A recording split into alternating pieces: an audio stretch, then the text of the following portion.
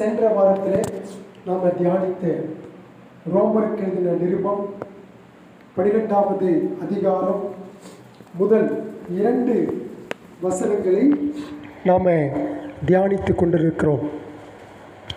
2 வசனங்களை மனப்பாடம் செய்யும்படியாக உங்களுக்கு நான் சொல்லியிருந்தேன். எத்தனை பேர் அந்த வசனங்களை மனப்பாடம் செய்திருக்கிறீர்கள் என்று எனக்கு தெரியாது. இருந்தாலும் சர்ச்சை முடிஞ்ச உடனே உங்களுக்கு என்ன செய்யப்படும்? பேப்பர் கொடுக்கப்படும். நீங்கள் அதை 2 வசனங்களை எழுத போகிறீங்க. ஒரு சின்ன டெஸ்ட். அந்த டெஸ்ட்டில் நீங்கள் என்ன செய்யணும்? அந்த வசனத்தை படித்தவர்கள் எழுதுங்க. என்னடா இவர் சும்மா இல்லாமல் டெஸ்ட்டு அது இதுன்னு வைக்கிறாரு அப்படின்னு சொல்லி நீங்கள் உங்கள் சிந்தனையில் உங்கள் முகத்திலே தெரியுது. அதனால் படிச்சுக்கிட்டு வாங்க, அடுத்த வாரம் பார்ப்போம். சரிங்களா? இப்போ ரோமர் 12ஆம் அதிகாரம் முதல் 2 வசனத்தில் நம்ம வாசித்தோம். என்னதுங்க? அப்படி இருக்க சகோதரரே, நீங்கள் உங்கள் சரீரங்களை பரிசுத்தமும் தேவனுக்கு பிரியமான ஜீவ பலியாக ஒப்பு கொடுக்க வேண்டுமென்று தேவனுடைய இரக்கங்களை முன்னிட்டு உங்களை வேண்டிக் கொள்கிறேன். இதுவே நீங்கள் செய்யத்தக்க புத்தியுள்ள ஆராதனை. நீங்கள் இப்பிரபஞ்சத்திற்கு ஒத்த வேஷம் தெரியாமல் தேவனுடைய நன்மையும் பிரியமும் இன்னதென்று பரிபூர்ணமான சித்தம் இன்னதென்று பகுத்து அறியத்தக்கதாக உங்கள் மனம் புதிதாகிறதினாலே மறுரூபமாகுங்கள். அவ்வளோதான். அதில் இந்த 2 வசனத்தில் நாம் என்ன படிக்கிறோம்? இயேசுக்கு ரட்சிக்கப்பட்ட ஒரு நபர் இயேசு கிறிஸ்துவை விசுவாசித்து இயேசு கிறிஸ்துவை போல வாழ ஆசைப்படுகின்ற ஒரு நபர் தன்னுடைய தினசரி வாழ்க்கையிலே அவர் செய்ய வேண்டிய 2 விஷயமான முக்கிய காரியங்களை தான் இந்த வசனம் நமக்கு சொல்லுகிறது. நம்முடைய சரீரத்தை ஒப்பு கொடுக்க வேண்டும், நம்முடைய மனதை ஒப்பு கொடுக்க வேண்டும். இந்த 2 விஷயம்தான். அப்போ இந்த முதல்ல நம்ம என்ன பார்க்குறோம்? இந்த சரீரத்தை ஒப்பு கொடுக்க வேண்டும். இந்த இடத்துல மனதை ஒப்பு கொடுக்க வேண்டும் என்று சொல்லப்பட்டிருக்கிற இடத்திலே மூல பாஷையிலே அதனுடைய அர்த்தம் என்னவென்றால் உங்களுடைய இருதயத்தை ஒப்பு கொடுங்கள் என்று பல்வேறு இடங்களிலே மூல பாஷையில் அப்படி தான் இருக்கிறது. ஆனால் நமக்கு அப்போஸ்தலனாகிய பவுல் இந்த ரோமாபுரி திருச்சபைக்கு எழுதும் பொழுது உங்கள் இருதயம் புதிதாகிறதுனாலே மறுரூபமாகுங்கள் என்று மொழிபெயர்க்கலாம், அப்படின்னு சொல்லலாம். உங்களுடைய மனம் புதிதாகிறதுனாலே மறுரூபமாகுங்கள் என்று சொல்கின்றார் அப்போஸ்தலனாகிய பவுல். இது எப்படி சொல்கிறாரு அப்படின்னு பார்த்தா, ரோமாபுரி திருச்சபையில் உள்ள விசுவாசிகளுக்கு அவர் சொல்லும் பொழுது அதை எப்படி சொல்கிறார் அப்படின்னா, கர்த்தராகிய இயேசு கிறிஸ்து உங்களுடைய வாழ்க்கையிலே அவர் செய்து முடித்த காரியங்கள் என்ன? அவர் செய்து முடித்த காரியம் உங்களுக்காக அவர் கல்வாரி சிலுவையிலே தன்னுடைய சரீரத்தையும் தன்னுடைய பலியையும் அவர் ஒப்பு கொடுத்து பாவத்திற்காக இரத்தத்தை சிந்தி அவர் என்ன செய்தார்? உயிர்த்தெழுந்து அவரை விசுவாசித்த நீங்கள் உங்களுக்கு நீதிமானாகுதல் என்ற ஒரு விஷயத்தை உங்கள் வாழ்க்கையிலே அவர் ஏற்படுத்தி பரிசுத்தமாகுதலை உண்டாக்கி முடிவிலே நீங்கள் மகிமையை அடையப் போகிறீர்கள். அப்படிப்பட்ட வாக்குத்தத்தமான காரியங்களை எல்லாம் உங்களுக்கு அவர் செய்திருக்கிறபடியினாலே அதற்காக நீங்கள் எந்த விதத்திலும் அவருக்கு காசோ பணமோ கொடுக்கல. அவர் கிருபையினாலே இரக்கத்தினாலே அதை உங்களுக்கு செய்திருக்கிறபடியினாலே அந்த இரக்கத்தை முன்னிட்டு நான் உங்களை வேண்டிக் கொள்கிறேன்னு சொல்லி கேட்கிறார். கர்த்தராகிய இயேசு கிறிஸ்து உங்களுடைய வாழ்க்கையிலே என்ன செஞ்சிருக்கிறாரோ அதை முன்னிட்டு அவரை விசுவாசித்த நீங்கள் உங்களுடைய சரீரத்தை, உங்களுடைய மனதை கர்த்தருக்கு ஒப்பு கொடுங்கள் அப்படின்னு சொல்கிறார். அதுவே ஒரு மெய்யாக ரட்சிக்கப்பட்ட கிறிஸ்தவனுடைய வாழ்க்கையிலே இயேசு கிறிஸ்துவை பின்பற்றுவதற்கு வழிவகுக்கிறதாக வேதம் சொல்கிறது. இயேசுவை பின்பற்றுதல் என்பது வேதத்தில் பல இடங்களிலே பல கோணங்களிலே ஒரே சத்தியத்தை பல கோணங்களிலே நமக்கு விளக்கப்படுத்தப்பட்டிருக்கிறது. இயேசுவே சொல்கிறாரா இல்லைங்களா? என்ன சொல்கிறாரு? ஒருவன் எனக்கு சீஷனாக இருக்க வேண்டும் என்றால் அவன் தன்னைத்தான் வெறுத்து தன் சிலுவையை எடுத்துக்கொண்டு அனுதினமும் என்னை பின்பற்ற கடவன். அந்த வசனத்தை இந்த ரோமர் 12ஆம் அதிகாரம் முதல் 2 வசனமும் அதே தான் சொல்கிறது. ஆனால் வேற கண்ணோட்டத்திலே அது நமக்கு விளக்கப்படுத்துகின்றது. சிலுவை எடுத்துக்கொண்டு வாப்பான்றார், அனுதினமும் எடுத்துட்டு வாப்பான்றார். தன் சிலுவையை, அவரவர்களுக்கு ஆண்டவர் கொடுத்திருக்கிற சிலுவை என்ன என்று உங்களுக்கு தான் தெரியும், எனக்கு என்ன சிலுவை என்று எனக்கு தெரியும். ஆகவே அதை எடுத்துக்கொண்டு அவரை பின்பற்றப்பட வேண்டும். கழுத்தில் மாட்டிருக்கிறதுனால எந்த பிரயோஜனமும் இல்லை சிலுவை, அல்லது கோயிலுக்கு மேலே அது சிலுவையை வச்சிருக்கிறதுனால எந்த பிரயோஜனமும் அல்ல. அவர் சொல்லுகின்ற சத்தியம் சரீரத்திற்கும் ஆத்மாவுக்கும் சம்பந்தப்படுத்தப்பட்டு தான் கர்த்தர் வேதத்தில் பேசி கொண்டிருக்கிறார். ஆனால் மனிதர்களாகிய நாம் அல்லது ரட்சிக்கப்படாதவர்கள் அதை தவறாக விளங்கி கொள்கிறார்கள். அதான் பிரச்சனை. அதை தவறாக விளங்கி கொண்டு கர்த்தருடைய காரியத்தை என்ன செய்கிறாங்க? செய்ய முடியாமல் போகிறார்கள். ஆக போன வாரம் பார்த்தோம், இந்த கிறிஸ்தவத்திலும் மற்ற மதங்களுக்கும் உள்ள வித்தியாசம் என்னங்க? என்ன பார்த்தோம்? இரக்கத்தை பெற்றுக்கொள்ள அவர்கள் கிரியை செய்கிறார்கள். ஆனால் நாமோ இரக்கத்தை பெற்றுக்கொள்வதற்காக எந்த கிரியையும் அல்ல, பெற்றுக்கொண்டதற்காக கிரியை செய்கிறோம். அதுதான் மற்ற மதங்களுக்கும் கிறிஸ்தவத்திற்கும் உள்ள மிகப்பெரிய வித்தியாசம். அதை தான் அவர் சொல்கிறாரு, தேவனுடைய இரக்கங்களை முன்னிட்டு நான் இதை உங்களுக்கு கேட்கிறேன்னு சொல்கிறார். கடைசியாக நம்ம பார்த்து முடித்தோம், நம்முடைய சரீரத்தினுடைய ஒவ்வொரு பாகத்தையும் இந்த அனுதினமும் நம்ம கடவுளுக்கு ஒப்பு கொடுக்க வேண்டும் என்று சொல்லி பார்த்தோம். அப்படி பார்த்து கொண்டு வருகின்ற பொழுது எபேசியருக்கு எழுதின நிருபம் 6ஆம் அதிகாரம் 7, 8 பார்த்தோம். என்ன பார்த்தோம்? 7வது வசனத்திலும் 8வது வசனத்திலும் அடிமையானவனானாலும் சுயாதீனம் உள்ளவனானாலும் அவனவன் செய்கிற நன்மையின்படியே கர்த்தரிடத்தில் பலனை அடைவான் என்று அறிந்து மனுஷருக்கென்று ஊழியம் செய்யாமல் கர்த்தருக்கென்றே நல்மனதோடு ஊழியம் செய்யுங்கள். நமக்கு தலைவர் யாருன்னா, நம்ம பாஸ் யார் அப்படின்னு சொன்னால் ஆண்டவராகிய இயேசு கிறிஸ்து. அவர் எப்பொழுதும் நம்மை கண்காணித்து கொண்டிருக்கிறார், பார்த்து கொண்டே இருக்கிறார். அப்போ அவருக்கு கீழாக இருக்கிற நாம எங்கே இருந்தாலும் நம்முடைய சரீரத்தை அல்லது நம்முடைய ஆத்மாவை மறுரூபப்படுத்துவதற்காக ஒப்பு கொடுத்து வாழ வேண்டும். அப்போ அதற்கேற்ற பலனை அல்லது வெகுமதியை அவர் நமக்கு கொடுக்கக்கூடியவராக இருக்கிறார். எப்பொழுதுமே நம்முடைய சிறந்ததை ஆண்டவருக்காக ஒப்பு கொடுக்க வேண்டும்.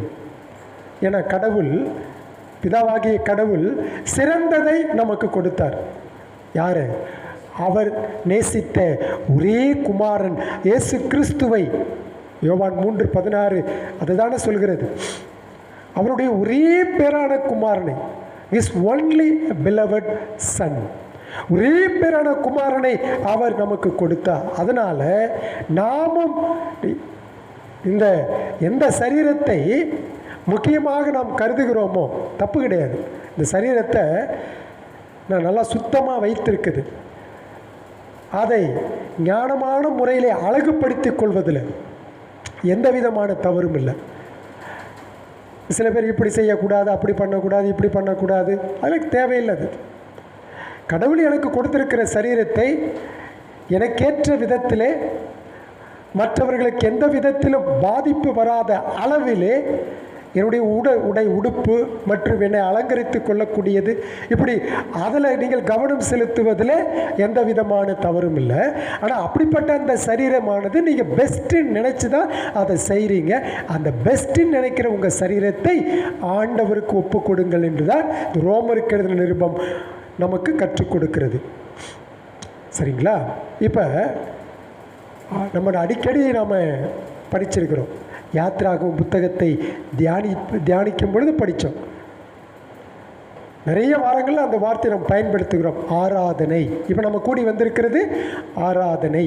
ஞாயிற்றுக்கிழமை நம்ம ஒரு 1.5 மணி நேரமோ அல்லது 2 மணி நேரமோ நம்ம கடவுளை தொழுது கொள்ள வந்திருக்கிறோம்.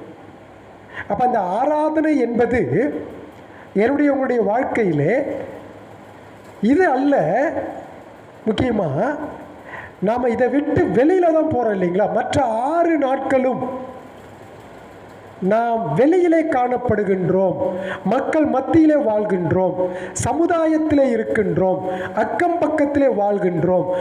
அந்த இடத்திலே நாம் கடவுளை ஆராதிக்கின்றவர்களாக வெளிப்படுத்த வேண்டும். அதான் முக்கியம். இப்போ கிடையாது. எனக்கு அதான், உங்களுக்கு அதான்.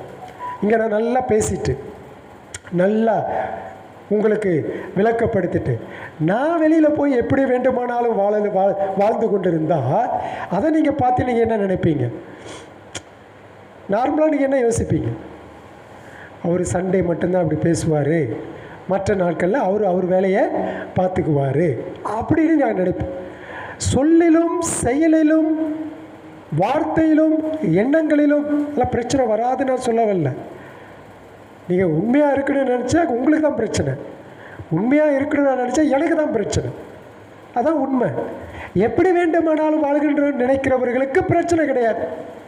ஆனால் இப்படி தான் வாழ வேண்டும் என்று எண்ணுகிற எனக்கும் உங்களுக்கும் தான் பிரச்சனை. பிசாசு அப்படி தான் கொண்டு வருவோம். அது கடவுள் அனுமதிக்கிறார். இந்த இடத்துல என்னுடைய மகன் அல்லது மகள் எப்படி என்னை வெளிப்படுத்துகின்றார் என்ற ஒரு சின்ன டெஸ்ட் கடவுள் கொடுக்கிறார். அப்போ அந்த இடத்துல நான் கடவுளை ஆராதிக்கின்றவனாக என்னை நான் வெளிப்படுத்த வேண்டும். அதுதான் முக்கியம். ஆக வாழ்க்கை முழுவதும் எனக்கும் உங்களுக்கும் ஆராதனையாக இருக்கின்றது. Not only on Sundays. பார்த்தீங்களா? ஞாயிற்றுக்கிழமை மாத்திரம் ஆராதனாக இல்லை, வாழ்க்கை முழுவதும். அதனால தான் 1 கொரிந்தியர் 10:31 சொல்கிறது, நீங்கள், அதாவது ஆகையால் நீங்கள் புசித்தாலும் குடித்தாலும் எதை செய்தாலும் எல்லாவற்றையும் தேவனுடைய மகிமைக்கென்று செய்யுங்கள். அப்படின்னா என்ன அர்த்தம்? அப்படின்னா என்ன அர்த்தங்க? எதை செஞ்சாலும் தேவனுடைய மகிமைக்கென்று செய்யுங்கள் சொல்லி சொல்கிறார் 1 கொரிந்தியர் 10:31. அப்போ அதனுடைய பொருள் என்ன அப்படின்னா, உங்களுடைய சரீரத்தின் ஒவ்வொரு பாகமும் உறுப்புகளும் எல்லா நேரங்களிலும் தேவனை பிரியப்படுத்தும் விதத்தில் செயல்படுத்த வேண்டும் என்பதுதான் அதனுடைய சுருக்கமான பொருள். வேற ஒன்றும் இல்லை. அதுதான் அதனுடைய அர்த்தம். அப்படின்னா என்னுடைய சரீரத்தை நான் பாவ இன்பங்களில் ஈடுபடுத்தி கொண்டு நான் கடவுளை ஆராதித்து அதில் கடவுள் மகிழ்ச்சி அடைவார் என்று நான் எதிர்பார்ப்பது அது தவறான முறையாக மாறிவிடுகிறது. தவறான முறை. நான் மல்கியாவிலே பார்த்தோமா இல்லைங்களா? மல்கியாவில் போன வாரம் பார்த்தோமே. அந்த மக்கள் என்ன செஞ்சாங்க? கடவுளை பிரியப்படுத்துவதற்கு பலி செலுத்தினாங்க. அப்போ பலி செலுத்தும் பொழுது குருடானவைகள், நசல் பிடித்தது, கடவுளுக்கு பிரியமற்றது கொண்டு வந்து பலி செலுத்துகிறான். அப்படி பலி செலுத்துகின்ற பொழுது ஆண்டவர் அவங்கள பார்த்து கேட்குறாரு, ஆசாரிகளை பார்த்து கேட்குறாரு, ஏம்பா உங்கள் தேசத்தில் ஆட்சி செய்கிற ராஜா கிட்ட போய் கொடுத்தா கூட இதை என்ன செய்ய மாட்டார், அக்செப்ட் பண்ண மாட்டார். அவன் உங்களை மதிப்பானான்னு கேட்குறாரு. அப்படி இருக்கின்ற பொருளை கொண்டு வந்து நீங்கள் எனக்கு ஆராதனை செய்கிறீங்களே, நான் எப்படிப்பா அதை ஏற்றுக்கொள்வேன் அப்படின்னு சொல்லி சொல்லுகின்றார். அப்போ அதுபோல தான் நான் கடவுளை என்னுடைய சரீரத்தின் அனைத்து பாகத்தை கொண்டு ஆராதிக்க வேண்டும். இப்போ கண் இருக்குது, இந்த கண்ணை நான் எப்படி பயன்படுத்துகிறேன் என்றது இருக்கின்றது. இந்த கண்ணை நான் எப்படி பயன்படுத்துகிறேன்? பாவகரமான விஷயங்களை இந்த கண்களால் பார்த்து கொண்டு அதே வேதத்தை இந்த கண்களால் பார்த்து வாசித்தால் அது ஆராதனையாக இருக்காது. டிவி பார்க்குறோம், அதில் நன்மையான காரியங்கள் அல்லது நமக்கு ஒருவேளை போர் அடிக்கும், ஒரு என்டர்டெயின்மெண்ட் நமக்கு வேணும், ஜஸ்ட் ஒரு ½ அன் ஹவரோ 1 ஹவரோ நம்ம டிவி பார்க்குறது தப்பு கிடையாது. இப்போ பாஸ்டர் டிவி பார்க்க சொல்லிட்டாரு, அதனால நம்ம இனிமேட்டு என்ன செய்யலாம், டிவி பார்க்கலாம் அப்படின்னு மணிக்கணக்காக யோசிச்சிடாதீங்க. என்டர்டெயின்மெண்ட்டு ஒரு டைம் நமக்கு இருக்குது, அதில் ஒரு 15 நிமிஷமோ 1/2 மணி நேரமோ 3/4 மணி நேரமோ பார்க்கலாம். எனக்கு கிரிக்கெட் பிடிக்கும், அதே இப்போ ஐபிஎல் மேட்ச்லாம் இருக்குது, நான் அப்பப்போ பார்த்துக்குவேன், அவ்வளோதான், முடிஞ்சு போச்சு. அதை 4 மணி நேரமாக 3 மணி நேரமாக நான் பார்க்க மாட்டேன். எனக்கு ரொம்ப பிடிக்கும் கிரிக்கெட் சின்ன வயசுலேருந்தே. ஆனால் படிப்படியாக வரும்போது ஆட்டோமேட்டிக்காக என்னை விட்டு அந்த இன்ட்ரெஸ்ட் குறைஞ்சி போச்சு. சரி பார்ப்போம், சும்மா ஒரு 10 நிமிஷம் பார்க்குறது, அவ்வளோதான், அப்புறம் ஆஃப் பண்ணிடுறேன்.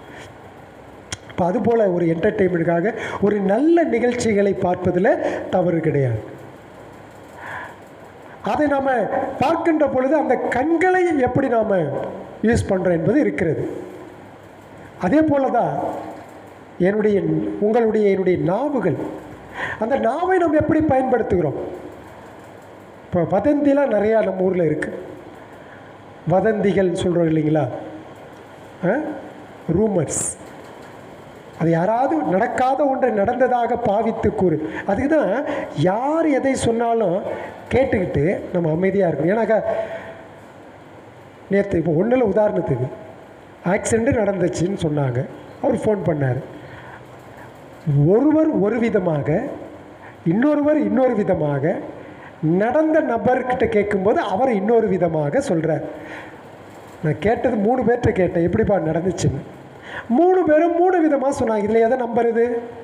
எனக்கு கன்ஃபியூஷன் ஆகிடுச்சு. காலையில் நடந்தவருக்கே ஃபோனை போட்டு கேட்டுருவோன்ட்டு கேட்டாச்சு. இப்போ அவர் விளக்கப்படுத்திட்டார், நான் இதை உங்கள்கிட்ட சொல்லிட்டேன். அப்போ நான் இதில் யாரை நம்பலாம்? நடந்தவர் சொல்கிறது அப்படியே சொல்வார் இல்லைங்களா, அதை நம்பலாம். அப்போ நீங்கள் பேசும்பொழுது உங்களை குறித்து யாராவது ஒருத்தர் சொல்லுகிறார்கள் என்றால் அது நடந்ததாக கட்டாயம் இருந்தால் நம்பணும். உங்களுக்கு ஏதாவது சந்தேகம் ஏற்பட்டால் எந்த நபர் உங்களிடத்தில் சொன்னால் அந்த நபரத்தில் போயிட்டு இப்படி கேள்விப்பட்ட சரியா தப்பான்னு ஒரு வேதத்தின் அடிப்படையில் சக விசுவாசிகளாக நம்ம என்ன செஞ்சிடும், பேசி தீர்த்து கொள்ளும் பொழுது கடவுள் மகிமைப்படுகிறார். நான் என்னுடைய வதந்திகள், பொய்கள், கிண்டல்கள், இந்த நாக்கை பயன்படுத்தி நான் பேசுகின்றது அத்தனையும் எப்படி இருக்கின்றது? கடவுளை மகிமைப்படுத்துகிறதாக இருக்கிறதா? அப்படி இந்த நாக்கை நான் வதந்தியாக சொல்லும் பொழுதோ அல்லது பொய் பேசும் பொழுதோ ஆட்டோமேட்டிக்காக நான் எதைக்கு கேட்குறேன், எதனால் கேட்குறேன்? இப்போ ஒருத்தரை பற்றி என்கிட்ட சொல்கிறாங்கன்னு வச்சுங்க, இந்த காதை கொடுத்து வேறு நான் கேட்குறேன். அப்போ அந்த காது வதந்திகளை, பொய்களை, கிண்டல்களை நான் கேட்கிறேன். அப்போ அதையும் நான் எப்படி பயன்படுத்துகின்றேன்? இந்த கரங்கள் இருக்கிறது, இந்த கரத்தை நான் எப்படி பயன்படுத்துகிறேன்? பாவகரமான வழியிலே பணம் சம்பாதிக்கின்ற பொழுது அந்த பணம் இருக்குமா? நிலைக்கவே நிலைக்காது. அது பொத்தல் பையிலே போடுகிறது போல தான். உண்மைதான். கரெக்டாக நியாயமான முறையிலே, நியாயமான வழியிலே, கடவுளுக்கு மகிமைப்படுகின்ற வகையிலே பணத்தை சம்பாதிக்க வேண்டும். அதாவது இன்றைக்கி பணத்தை சம்பாதிக்கிறதுக்கு மனிதன் என்ன செய்கிறான் அப்படின்னு சொன்னால் பல்வேறு தீமையான வழிகளிலே கையாளுகின்றான். பணத்தை வாங்கணும், அதற்கு வாங்கிறதுக்கு என்னென்ன ஐடியாக்களை செய்தால் பணத்தை நாம் சம்பாதிக்க முடியும். பாவ வழிகளில் பணம் சம்பாதித்தல், அதெல்லாம் கூட பாவம். பார்த்தீங்களா? இப்போ இன்றைக்கி சமுதாயத்தில் பார்த்தீங்க சொன்னாக்கா இன்றைக்கி வார்த்தையினால் பேச முடியாது. இன்றைக்கி கையில் என்ன வந்துருச்சுங்க, வாட்ஸ்அப் வந்துருச்சு. ரெக்கார்டிங் பண்ணி வாட்ஸ்அப்பில் அனுப்பி விட்டுறான், கண்டபடி பேசு. அப்போ த்ரூ வாட்ஸ்அப், இமெயில் மற்றும் அதன் மூலம் தன்னுடைய வார்த்தைகளை என்ன செய்கிறார், பயன்படுத்தி அதை பார்க்கின்றவர்களுக்கு காயமூட்டுகிறது போல, மன அழுத்தத்தை உண்டாக்குறது போல சமூக ஊடகத்தின் மூலமாக மனிதன் இன்றைக்கு இருக்கின்றான். வெளியில இல்லை, சபையில் சொல்லிட்டு இருக்கிறோம், வெளியில கிடையாது. பாலியல் பாவங்களில் அவன் முழுமையாக ஈடுபட்டு கொண்டிருக்கின்றான். தடை செய்யப்பட்ட இடங்களுக்கு நமது கால்களை பயன்படுத்துதல். வயிறு கூட ஆண்டவருக்கு ஆராதனை செய்யணும் அப்படின்னா எப்படிங்க? வேதம் சொல்லுது, நீ போஜன பிரியனாய் இருந்தால் உன் தொண்டையிலே கத்தியை வைன்னு சொல்லுது. இங்கே கத்தியை நம்ம வச்சுக்கணும் சாப்பிடும் பொழுது. அப்படின்னா என்ன அர்த்தம்? சாப்பிட வேண்டான்னு சொல்கிறாரா? இல்லை, பெருந்தீனிக்காரனாக இருக்காதேன்னு சொல்கிறார். இங்கே யார் அப்படி யாரும் சாப்பிட்ற ஆள் கிடையாது, யாருமே இல்லை. 2 இட்லி 3 இட்லி தான், அதுக்கு மேலே யாரும் இங்கே சாப்பிட்றது இல்லை. சொல்கிற ஒரு பேச்சு. வெளியில் சில இடத்துக்கு போகிறோம் அப்படின்னு சொன்னால், இப்போ கல்யாணத்துக்கு போகிறேன்னு சொன்னால் நம்ம எதிரில் அவர் சாப்பிட்ருப்பார், அவர் சாப்பிடும்போதே நம்ம கண்டுபிடிச்சிடலாம். ஏதோ கிடைச்சது கிடைக்காத மாதிரி வயிறார சாப்பிடலாம், அதில் தப்பே கிடையாது. இஸ்ரவேல் மக்கள் மாதிரி சாப்பிடக்கூடாது. வனாந்தரத்தில் அவங்க எப்படி சாப்பிட்டாங்க? இது வரைக்கும் சாப்பிட்டான். நம்ம சாப்பிட்றது இது வரைக்கும் தான், ஆனால் அவன் இது வரைக்கும் சாப்பிட்டான். அதனால எல்லாரும் வாந்தி பண்ணி செத்து போயிட்டான். கேட்டார் ஆண்ட, மக்கள் கேட்டாங்களா இல்லைங்களா, எங்களுக்கு காடையை கொடுங்க காடையை கொடுங்கன்னு. அப்படியே என்ன செஞ்சார் கடவுள்? காடையை அனுப்புனார். அவன் எல்லாரும் இஷ்டம் போல் சாப்பிட்டான், பெருந்தீனிக்காரனாக. எல்லாரும் மாண்டு போனாங்க, செத்து போயிட்டான். எல்லாரும் செத்து போயிட்டாங்க. அப்போ சாப்பிடணும் தான், டேஸ்ட்டாக இருந்தால் சாப்பிட்லாம், எந்த விதமான தவறுகளும் இல்லை. ஆனால் அதுவே அளவுக்கு அதிகமாக மனிதன் சாப்பிடுகின்ற பொழுது கடவுள் அதில் மகிமைப்படலை, கடவுள் அதில் மகிமைப்படவில்லை. ஆக இப்படி தீய எண்ணங்களுக்கு நம் மனதை பயன்படுத்துதல். இப்போ இதெல்லாம் என்கிட்ட எதுவுமே இல்லைங்கன்னு நான் சொல்லவே முடியாது. இப்போ நான் சொன்ன இவ்வளோ இதையும் என்கிட்ட எதுவுமே இல்லைங்க, இதிலிருந்து நான் முழுமையாக விடுதலை பெற்று இந்த உலகத்தை நான் வாழ்ந்துட்டுருக்கிறேன்னு என்னால் ஓப்பனாக சொல்ல முடியாது.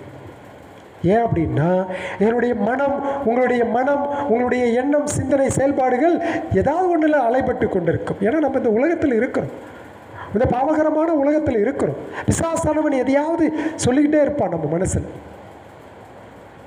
அப்போ அதுக்கு ஒரே வழி என்னதுங்க? கர்த்தருக்கென்று நம்முடைய சரீரத்தை ஒப்பு கொடுக்க வேண்டும். ஆக அசுத்தமான சரீரத்திலிருந்து வரும் ஆராதனை ஏற்றுக்கொள்ள முடியாத ஆராதனையாக இருக்கின்றது. போன வாரம் சொன்னேன், என் நாக்கு மட்டும்தான் பாவம் செய்யுது, ஆனால் என் காது பாவம் செய்யலை, என் கை பாவம் செய்யலை, என் கால் பாவம் செய்யலை, என் இருதயம் பாவம் செய்யலை அப்படின்னு நம்ம சொல்லவே முடியாது. அந்த எண்ணம் ரொம்ப ஆபத்தான எண்ணம், அந்த எண்ணம் ரொம்ப ஆபத்தான எண்ணம். ஆக அப்படிப்பட்ட சிந்தனை முட்டாள்தனமான சிந்தனை. ஏன்னா இந்த சில யூடியூப்பில் பார்க்குற இல்லைங்களா, ஆவி வேறு ஆத்மா வேறு, நீ சரீரத்தில் தான் பாவம் செய்கிற, ஆத்மாவில் பாவம் செய்யலை, அதனால் கடவுளோட நியாயம் தீர்க்க மாட்டார் அப்படி இப்படின்னு சொல்லிடுறான். நிறைய பேருக்கு அது என்ன ஆகிடுது, லைசன்ஸ் கொடுத்த மாதிரி ஆகிடுது பாவம் செய்வதற்கு. அதுதான் தவறுன்னு சொல்கிறோம். ஆக இந்த ரோமர் 12:1-2 என்ன சொல்லுது? எல்லா நேரங்களிலும் நம்முடைய சரீரத்தை ஜீவ பலியாக, எல்லா நேரங்களிலும் நம்மை முழுவதுமாக ஒப்பு கொடுப்பது, அர்ப்பணிப்பது விலைக்கிரயம் மிக்கது. அந்த ரோமர் நிருபத்தில் இந்த 12ஆம் அதிகாரம் 1 வசனத்தில் பாருங்களேன். அப்படி இருக்க சகோதரரே, நீங்கள் உங்கள் சரீரங்களை பரிசுத்தமும் தேவனுக்கு பிரியமான, அடுத்த வார்த்தை என்னங்க, ஜீவ பலியாக. இந்த பலி என்ற வார்த்தை பழைய ஏற்பாட்டோடு சம்பந்தப்படுத்தப்பட்டது 1. 2, இந்த பலி என்ற வார்த்தை விலைக்கிரயத்தை குறிக்கிறது. அப்போ இந்த வசனத்தை வாசிக்கும் பொழுது நீங்கள் தனிப்பட்ட முறையிலையோ அல்லது நானோ என்னை பார்த்து நான் சில கேள்விகளை, அல்லது உங்களை பார்த்து நீங்கள் சில கேள்விகளை கேட்டுக்கொள்ளலாம். ஆக கடவுளுடைய வார்த்தைக்கு கீழ்ப்படிவதற்கு விலைக்கிரயம் கொடுக்க வேண்டி இருக்கையில் நான் அதற்கு என்ன செய்ய வேண்டும்? அதற்கான பதில் என்ன? நான் முன்னோக்கி செல்கிறேனா அல்லது பின்னோக்கி செல்கின்றேனா? நான் ஒருவேளை பின்வாங்க நினைத்தால் நம்ம என்ன செய்ய வேண்டும்? இப்படிப்பட்ட விஷயங்களை வேதம் போதிக்கிற ஆவியானவர் நமக்கு கற்றுக் கொடுக்கிற அந்த விஷயங்களை நாம் நினைவில் கொள்ள வேண்டும். என்ன நினைவில் கொள்ள வேண்டும்? நம்முடைய பாவங்களுக்காக, என்னுடைய பாவங்கள் அல்லது உங்களுடைய பாவங்களுக்காக இயேசு கிறிஸ்து சிலுவையிலே செலுத்தின விலைக்கிரயத்தின் காரணமாக நம்மை முழுவதுமாக அவருக்கு ஒப்பு கொடுப்பதிலிருந்து பின்வாங்குவது சரியா? அவருடைய பலியான, அவர் நமக்காக பலியிட்ட அந்த செயல், அவரை முழுவதுமாக பின்பற்றி அவரை முழுவதுமாக பின்பற்றுவேன், அப்படிப்பட்ட அந்த தூண்டுதல் எனக்கும் உங்களுக்கும் வர வேண்டும். அதனால தான் அப்போஸ்தலனாகிய பவுல் சொல்றாரு, 2 கொரிந்தியர் 5ஆம் அதிகாரம் 15வது வசனத்தில் சொல்றாரு. அதை அவர் என்ன சொல்றாரோ அதை நம்ம சிந்திக்கணும். அது ரொம்ப நல்ல வார்த்தை தான். அது என்ன சொல்றார்? பிழைத்திருக்கிறவர்கள் இனி தங்களுக்கென்று பிழைத்திராமல் தங்களுக்காக மரித்து எழுந்தவருக்கென்று பிழைத்திருக்கும்படி அவர் எல்லாருக்காகவும் மரித்தார் என்றும் நிதானிக்கிறோமே. என்னது இது? என்ன சொல்ல வர்றார் அப்போஸ்தலனாகிய பவுல்? இப்போ நீங்களா விசுவாசி, நான் விசுவாசி, சரிங்களா? நம்ம எல்லாருமே ரட்சிக்கப்பட்ட தேவனுடைய பிள்ளைகள். இப்போ நம்ம கிறிஸ்து இயேசுவினாலே பிழைத்திருக்கிறோம், சரீரத்திலும் ஆவியிலும். அப்படி பிழைத்திருக்கிறது யாருக்காக பிழைத்திருக்க வேண்டுமாம்? எனக்காக அல்ல, உங்களுக்காக அல்ல.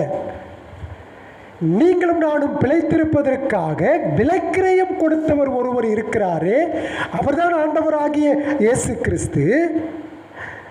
தங்களுக்காக மரித்து எழுந்தவருக்கென்று பிழைத்திருக்கும்படி, அப்படின்னா இயேசு கிறிஸ்துவுக்காக நீங்கள் பிழைத்திருக்கும்படி அவர் எல்லாருக்காகவும் மரித்தார் என்றும் நிதானிக்கிறோம். ஆக கிறிஸ்துவின் இரத்தத்தால் விலைக்கிரயம் கொல்லப்பட்டவர்கள் என்ற சிந்தனையில் சிலுவையில் தம்மையே முழுவதுமாக ஒப்பு கொடுத்து என்னையும் உங்களையும் வாங்கிட்டார். அவர் He bought us by his precious price.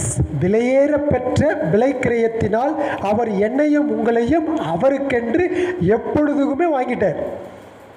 அதனால தான் ரட்சிப்பை நம்ம இழக்கவே முடியாது.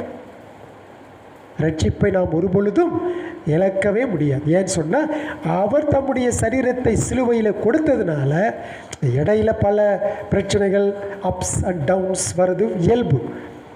ஆனால் அவர் உங்களுக்காக தம்முடைய சரீரத்தையும் இரத்தத்தையும் சிலுவையிலே சிந்தினபடினாலே அதை நீங்கள் விசுவாசித்ததின் அடிப்படையில் அவர் உங்களை தமக்கென்று வாங்கி கொண்டார். அப்போ அவர் தமக்கென்று வாங்கி கொண்டதினாலே இனி நீங்கள் உங்களுக்காக அல்ல, அவருக்காக வாழ வேண்டும். அப்படின்னா யாரு? நான் யாரு? நீங்கள் யாரு? நாம் அவருடையவர்கள். We belongs to him. எப்பொழுதும், ஆல்வேஸ். அப்படின்னு சொன்னால் நானானாலும் சரி, நீங்களானாலும் சரி, நான் எனக்கு சேர்ந்தவன் அல்ல, நீங்கள் உங்களுக்கு சேர்ந்தவர்கள் அல்ல, நாம் நம்முடையவர்கள் அல்ல. ஏனென்றால் அவருடைய இரக்கத்தை நாம் ருசி பார்த்தவர்கள். அவருடைய இரக்கங்கள் அனுதினமும் நம்மை என்ன எதிர்நோக்குகிறது என்றால் ஜீவ பலிகளாக ஒப்பு கொடுக்க வேண்டும், பரிசுத்தமாகவும் தேவனுக்கு பிரியமாகவும் இருக்க தூண்டுகின்றது. ஒருவேளை சோதனை வரும். சோதனையிலிருந்து தப்பிக்க யாருக்குமே இங்கே எக்ஸப்ஷன் கிடையாது. எல்லா பரிசுத்தவான்களுக்கும் சோதனை வந்ததை வேதத்தில் நம்ம பார்க்கிறோம். எல்லா பரிசுத்தவான்களும் சோதிக்கப்பட்டார்கள். ஆனால் அந்த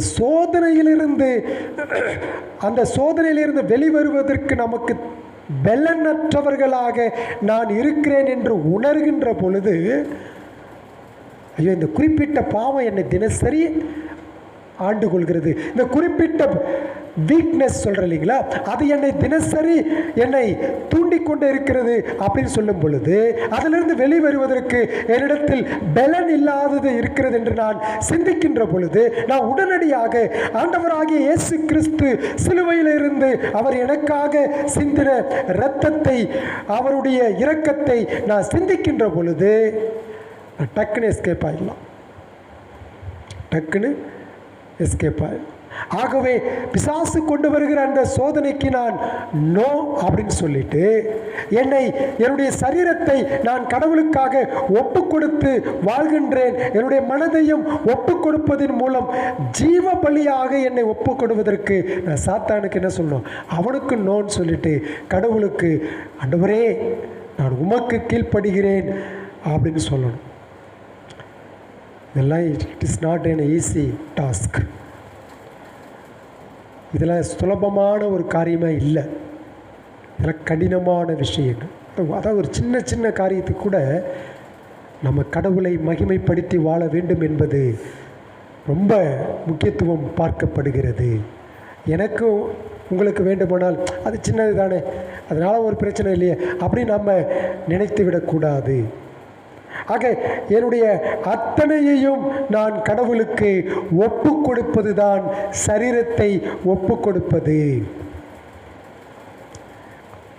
அதாவது 99% நான் கடவுளுக்கு கொடுத்துட்றேன், 1 மட்டும் நான் எனக்கு வச்சுக்கிறேன் அப்படிலாம் சொல்லவே முடியாது, அப்படிலாம் சொல்ல முடியாது. அனைத்தையும் ஒப்பு கொடுக்குறது. இந்த அனைத்தையும் ஒப்பு கொடுக்கறது ஒரு உதாரணத்தின் மூலம் சொல்லணும்னு சொன்னால், ஒருத்தருக்கு 1000 ஏக்கர் நிலம் இருக்குதுன்னு வச்சுக்கிங்களேன். ஒருத்தருக்கு 1000 ஏக்கர் நிலம் இருக்குது. இப்போ அந்த 1000 ஏக்கர் நிலத்தில் ஒருத்தர் அவர்கிட்ட வாங்க வர்றார். அப்போ வாங்க வருகின்ற பொழுது கொடுக்குறவர் சொல்கிறார், 1000 ஏக்கர் எனக்கு இருக்குது, ஆனால் அந்த நடுவில் 1 ஏக்கர் மட்டும் எனக்கு வேணும், மீதி 999 ஏக்கர் நீ என்ன செய்ப்பா வாங்கிக்கப்பா அப்படின்னா, அப்போ வாங்குறவர் என்ன செய்யணும், கொடுக்குறவருக்கு அந்த 1 ஏக்கர் மட்டும் இந்த ஆள் வரணும்னு சொன்னால் இவன் என்ன பண்ணி தரணும், சகல வசதிகளை ஏற்படுத்தி கொடுக்கணும். அதான கண்டிஷன், இல்லாட்டி பண்ண முடியாதுல்ல. சொல்கிறது புரியுதுங்களா? நீ 999 ஏக்கரை எடுத்துக்கப்பா, அந்த நடுவில் இருக்கிற 1 ஏக்கர் மட்டும் நான் தரமாட்டேன், அது எனக்கு வேணும் அப்படின்னா வாங்குறவன் எப்படி வாங்குவான், யோசிப்பான். அப்போ அந்த 1 ஏக்கர் இடத்த இந்த கொடுக்குறவர் வச்சுக்கிட்டா என்ன செய்வாருங்க, 999 ஏக்கரில் எங்கெல்லாம் கேப்பு கிடைக்குதோ அங்கெல்லாம் உள்ளே வந்துடுவோம். அதுபோல் 99% நான் ஆண்டவருக்கு அர்ப்பணிச்சுக்கிறேன், 1% நான் எனக்குன்னு சொன்னால் பிசாசு அந்த இடத்துல வந்துடுவான். நான் சொல்கிறது புரியுதுங்களா உங்களுக்கு? அந்த வழியாக உங்களை என்ன செய்வான், தூண்டுதலை ஏற்படுத்துவான். அப்போ 100% ஆண்டவருக்கு நான் ஒப்பு கொடுத்துட்டேன்னா அவ்வளோதான், முடிஞ்சு போச்சு. அதில் எந்த விதமான கேப்புக்கும் அங்கே இடமில்லை. அங்கே விசுவாசி சரணாகதி அடைய வேண்டாதான். சரணடையாத பகுதியை அடைவதற்கு பிசாசானவன் என்ன செய்வான், விழித்து கொண்டே இருப்பான். அப்போ அந்த சரணடையாத பகுதிகளிலே பிசாசு நம்முடைய எண்ணத்தையும் இருதயத்தையும் பாதித்து மற்றவர்களுக்கும் திருச்சபைக்கும் சமுதாயத்திற்கும் என்னால் என்னென்ன கெட்ட பெயர்களை ஏற்படுத்த முடியுமோ அதையெல்லாம் ஏற்படுத்திட்டு போயிடும். இப்போ அதுக்கு தான் சொல்கிறது 100% என்ன செய்ய வேண்டும், என்னை நானே அர்ப்பணிக்க வேண்டும். இப்போ கேள்வி என்னன்னா, ஆண்டவராகிய இயேசு கிறிஸ்துவை விசுவாசித்திருக்கிற நானும் நீங்களும் நம்முடைய சரீரம் கர்த்தருக்கு ஒப்பு கொடுக்கப்பட்டு இருக்கிறதா? நீங்கள் எப்போதாவது மனமுவந்து திட்டவட்டமான செயல்களின் மூலம் ஆண்டவராகிய கடவுளுடைய அந்த ஆளுகையின் கீழாக, அவருடைய பராமரிப்பின் கீழாக, அவருடைய திட்டத்தின் கீழாக, அவரது செயல்பாடுகளின் கீழாக, அவரது மகிமைக்காக நான் வாழ்ந்து கொள்ள விரும்புகிறேன் என்று முழுமையாக நாம் நம்முடைய சரீரத்தையும் நம்முடைய ஆவியையும் நாம் அவருக்கு கொடுத்திருக்கிறோமா? இல்லைங்க, இப்போ இவ்வளோ நாளாக அப்படி நான் யோசிக்கல. 90% கொடுத்தேன், ஆனால் 10% கொடுக்கல அப்படி நம்ம நினைக்கக்கூடாது. ஒருவேளை அப்படி இருந்துச்சுன்னு சொன்னால் இப்போ கூட ஒன்றும் இல்லையே, இப்போ கூட ஒன்றும் கிடையாது. கடவுள் கிருபையாக என்னையும் உங்களையும் வைத்திருக்கிறார், பராமரித்திருக்கிறார், பாதுகாத்திருக்கிறார். அந்த நன்றி கடனுக்காக ஆண்டவரே, நான் ஏற்கனவே என் இருதயத்தை உமக்கு கொடுத்து இருக்கிறேன், ஆனால் இப்போது என்னுடைய சரீரத்தையும் நான் உமக்கு ஒப்பு கொடுக்கிறேன். இந்த ரெண்டதையும் தான் கடவுள் எதிர்பார்க்குறார். அதுதான் விச் இஸ் ரீசனபிள் சர்வீஸ். இதுவே நீங்கள் செய்யத்தக்க புத்தியுள்ள ஆராதனை. ஆண்டவரே, என்னுடைய சரீரத்தை தருகிறேன், அதை சுத்தமாகவும் தூய்மையாகவும் அதில் எந்த விதமான பாவகரமான காரியம் இல்லாமல் மாசு இல்லாமல் வைத்திருக்க எனக்கு உதவி செய்யும் சொல்லி நீங்கள் ஏன் ஜெபம் பண்ணக்கூடாது? இதற்கான பலன் உங்களிடத்திலிருந்து உருவாவது இல்லை. ஆவியானவர் தினந்தோறும் எனக்கும் உங்களுக்கும் கொடுத்திருக்கிறார். வேத வாசிப்பின் மூலம், ஜபத்தின் மூலம், ஆண்டவரே எனக்கு உதவி செய்யும், உமது மகிமைக்காக உமக்கு பிரியமான முறையிலே என்னை பயன்படுத்தும். ஆண்டவரே, உம்முடைய கட்டளைக்கு நான் இதோ அடியேன், அடிபடுகிறேன் அப்படின்னு ஏன் நீங்களும் நானும் சொல்ல முடியாது? சொல்லலாம். நான் என்னுடைய பலத்தினால, நீங்கள் உங்களுடைய பலத்தினால இந்த வாழ்க்கை வாழலை. எல்லாமே அவருடைய கிருபை. ஆகவே காலம் இன்னும் இருக்கு, சென்றிட அவ்வளோதான், இனி எல்லாம் முடிஞ்சிச்சு அப்படிலாம் இல்லை.